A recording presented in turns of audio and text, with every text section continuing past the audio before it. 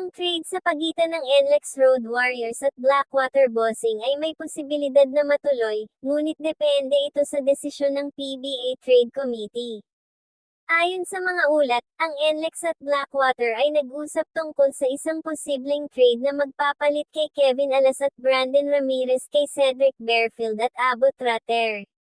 Si Cedric Bearfield ay isang mahusay na scorer at playmaker para sa Blackwater, samantala, si Kevin Alas ay isang mahusay na scorer at playmaker din para sa NLEX.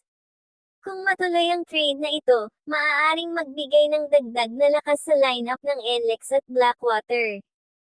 Si Kevin Alas ay isang mahusay na point guard, shooting guard na may magandang kakayahan sa pag-score at pagpasa ng bola. Siya ay nag-average ng 10.7 points per game, 3.5 rebounds per game, at 2.8 assists per game sa kanyang karera sa PBA, habang si Brandon Ramirez ay isang power forward, center na may magandang kakayahan sa rebounding at pagdepensa.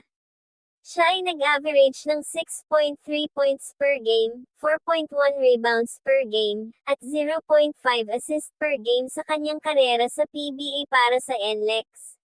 Kung makakapag-adjust sila agad sa sistema ng Blackwater Bossing, maaaring malaki ang mabibigay nilang dagdag na lakas sa kanilang lineup.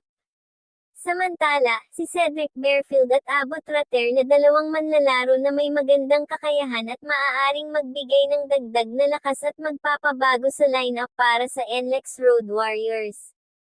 Ang kakayahan ni Cedric Bearfield na mag-score mula sa labas ng court sa 3-point shot ay malaking tulong para sa NLEX. Siya ay nag-a-average ng 18.4 points per game, 3.8 assists per game, 2.8 rebounds per game at may kakayahan na mag-score mula sa 3-point shot habang ang kakayahan ni Abbott Rater sa pag-block at pagdepensa sa loob ng court ay magiging malaking tulong sa NLEX. Siya ay nag-a-average ng 6.5 points per game, 4.4 rebound per game.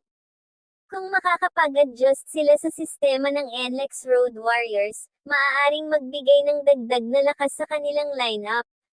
Si Cedric Bearfield ay maaaring magbigay ng dagdag na lakas sa pag-score at pagpasa, habang si Abbott Rater ay maaaring magbigay ng dagdag na lakas sa rebounding at pag-defend.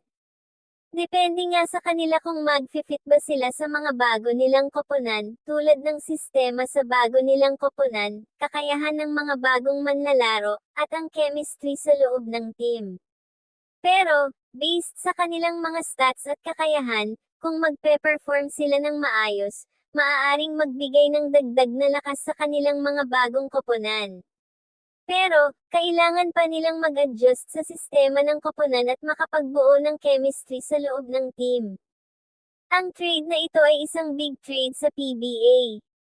Ito ay isang malaking hakbang para sa NLEX at Blackwater, at maaaring magpabago sa takbo ng season nila.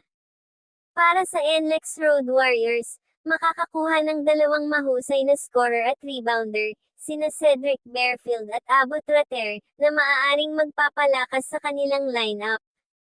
Para naman sa Blackwater Bossing, makakakuha ng dalawang manlalaro, sina Kevin Alas at Brandon Ramirez, na may mga natatanging kakayahan sa magagandang play sa loob ng court.